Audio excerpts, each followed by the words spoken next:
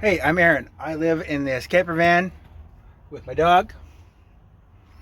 What I want to do is show you, can you run a full gaming PC in your camper?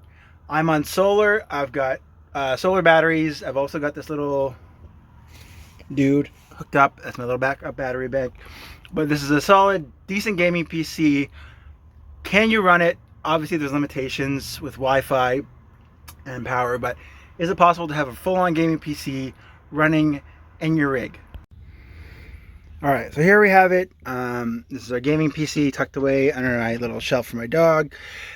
Here it is. So what we're do it on this little separate power bank. This is a lifesaver. Even though I have a full solar setup, which I'll show you in a second back there, this comes in handy as it's a separate system. If I ever accidentally drain this, I've got this. It has a 238 watt-hour reserve, so that runs, I can run something 200 watts for about an hour. And we're gonna put it on AC mode, so it's plugged into the monitor and the PC. We'll turn it on, get an initial draw. So start up about 70, 90. It's gonna vary between 100 and 130. Just starting up right now. I have a solid state drive, so it should go quite fast. Okay, so I was watching a movie. Let's just see how a movie does. Boys on after 16. Yeah, but I thought the Wayne Foundation came out. And yeah, under 100. The cool thing about this is it shows the watts used. This is the monitor and the PC. This monitor is 21 inch. It's by no means high-tech or fancy. I found this at the side of the road. It actually is a DVI connection with an HDMI connector. But if you don't have one of these and you do want to see what your PC draws, you can buy one of these. It's called a kilowatt. There's other versions of it. But basically it measures watts, amps, hours. It can do price if you put the price in for kilowatt hours. Super handy to have, but right now we have this and we'll just keep using that.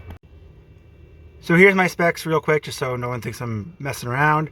By no means this is a supercomputer, but Windows 10, Ryzen 5, we've got 32 gigs of RAM, and this is my graphics card. It is an 8 gig RTX 3050. So I'm not in Wi-Fi range, but this guy's been pretty useful. It is a Bear extender. It basically extends your Wi-Fi pretty significantly. There's nothing in that direction, but it connects with a USB cable all the way over to my PC. So just going to our Steam library. We're offline because we don't really have Wi-Fi right now, but let's load this up. Play anyways. Still about one. Oh, jumping a little bit. So let's play it and see what our actual power draw is once the game starts loading. So jump to about 239. It's a decent draw. I have a 500 watts of power supply in this thing, and our main bank has pretty beefy specs. I'll show what it is in a sec. But just from the loading screen,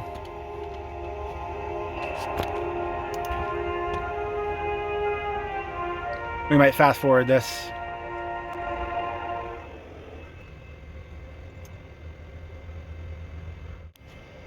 So we are loaded in game, decent settings. Let's just see what my graphics are set at. So we're at very high in this game. This is the remastered version, and just going back to what we're using. So that's not too bad. That's 207. An air fryer uses 1400. Even my little baby fridge uses about 80 watts, includes the freezer. But this is totally reasonable. Like I said, this only has a 238 watt hour, so I could use this for about an hour on the settings. I have my battery bank, but there's no reason you can't play video games, even on a limited basis.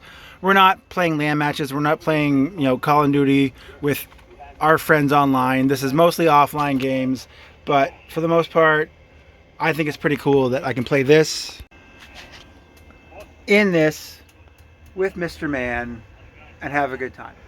I hope this was useful. Not all van life has to be campfires and guitars. If you're into that, that's awesome.